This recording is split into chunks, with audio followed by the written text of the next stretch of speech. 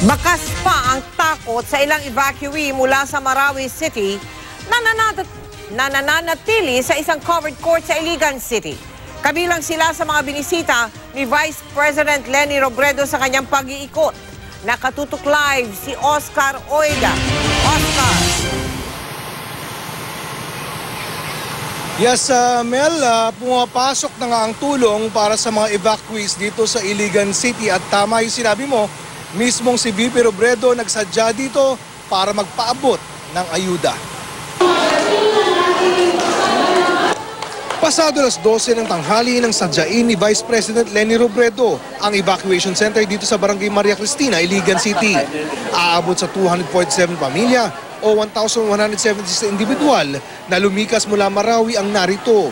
Sa basketball covered court sila ngayon nagsisiksikan mula nang magsimula ang bakbakan sa Marawi City. Pami-pamilya ang narito. Marami sa kanila, bit-bit ang malilit na anak. May mga nagkakasakit na nga. Ang iba pa, balot ng trauma. Minsan po na nagugulat siya palagi pag nakarinig siya ng mga tawag dito? So, mga putok-putok dito sa loob. Siguro na natrauma siya. Oo. Ayun, minsan yung mga damit namin na ginaganito niya, saka nagsisigaw-sigaw, nagmagaling magulat.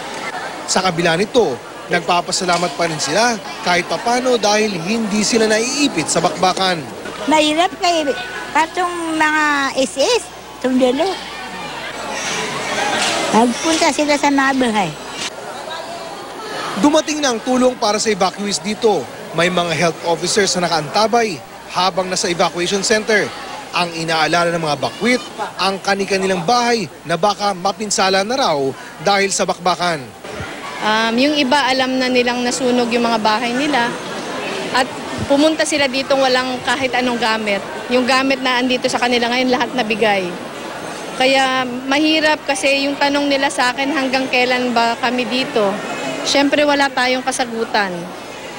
Yung masasagot lang natin, nasisiguraduhin natin na aalagaan sila ng pamahalaan. Una lang sinabi ni VP Robredo na suportado niya ang ipinapatupad na martial law ng Pangulo. Pero hindi raw ang rape joke ng Pangulo nitong Biyernes. Hindi tama na parang ginagawa siyang biro.